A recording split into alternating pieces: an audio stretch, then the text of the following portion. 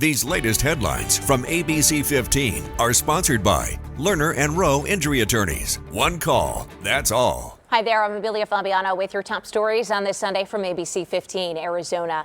Coming together for loved ones lost behind bars. We first brought you this story Friday on the number of people who have died while incarcerated in the valley.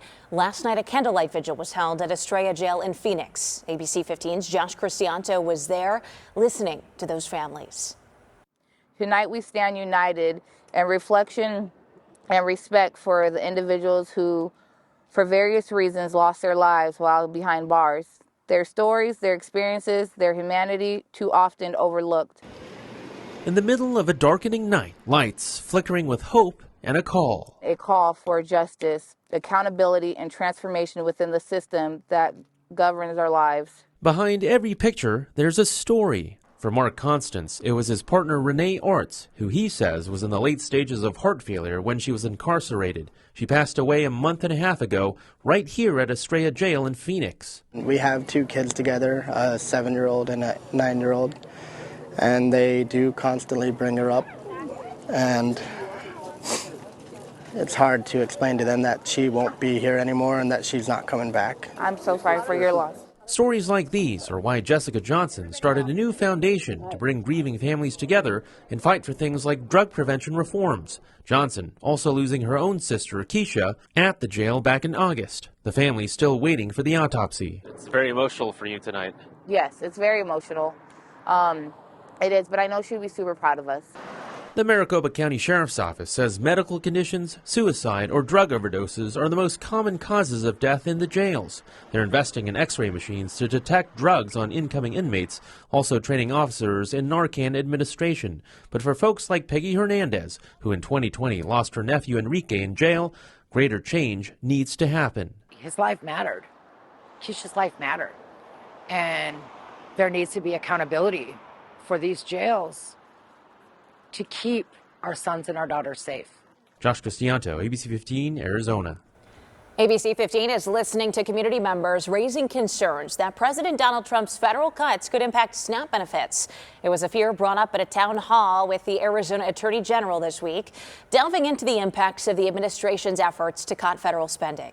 Speaking out at the event, the executive director of Activate Food Arizona, which brings produce to communities in need through mobile markets. We've heard some of our customers are rationing their benefits. They're too afraid that maybe if they, spend all of their money now, they might not be renewed next month. Now, we don't have any evidence of that yet, but they're living in fear that this is going to kind of be next. She says one problem with rationing benefits is direct consequences on health. She encourages families to make use of the SNAP dollars they have. The Desert Mission Food Bank in Phoenix adds that historically there's been fluctuation in the amounts people receive through SNAP, but they say the food bank is there to fill the gap. All right, ADOT wants to hear your thoughts on its full list of proposed projects for 2026 through 2030. It's part of the $12.7 billion 5-year construction program. It includes widening, reconstruction, and improvement projects on some of the state's major freeways. You can provide feedback online. Details to do so are on ADOT's website. The last day to comment, though, is May 23rd. Do you have a question or concern when it comes to safety on our roads? You can reach out to our Operation Safe Roads team by emailing roads@abc15.com or by calling that number right there on your screen. And let's get a check of your most accurate forecast here on this Sunday. Phoenix looking at much more normal temperatures for this time of year. A high of 77 at Sky Harbor later today. Our average high usually in the mid-70s. Our record high on the state was 94 degrees that we set back in 1972. Other highs across the state will land in the low to mid-60s in Payson, Prescott, and Sedona. 50s in Flagstaff and the Grand Canyon. 50s and 60s north of the Rim, and 70s, mid to upper 70s out west from Bullhead City down to Yuma today. Overnight into our Sunday morning, we'll see things drop overnight into the 20s in Payson and Prescott, 30s in Kingman and Sedona, teens for Flagstaff, Heber, and Shoalo, single digits up towards the Four Corners and at the Grand Canyon as we wake up tomorrow.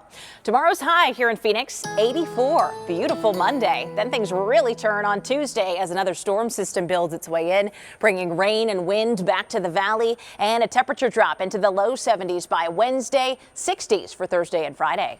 For the latest headlines, weather, and traffic, head to our website, abc15.com, or download that free ABC15 mobile app. Have a great day.